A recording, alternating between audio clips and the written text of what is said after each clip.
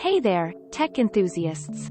Welcome back to our channel. Today, we have an exciting tutorial that will enhance your browsing experience and protect your eyes. We'll be showing you how to enable the screensaver feature with the Turn Off the Lights browser extension.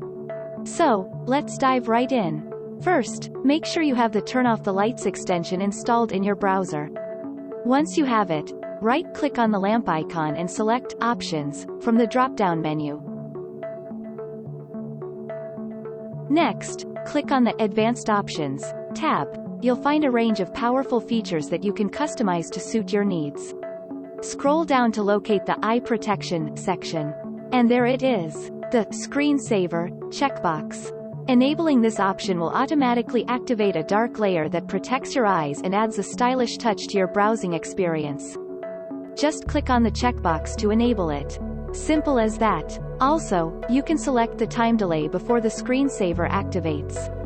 For this demonstration, let's set it to 10 seconds. See how easy it is? By enabling the screensaver feature and customizing the time delay, you can protect your eyes and enjoy a more visually pleasing browsing experience.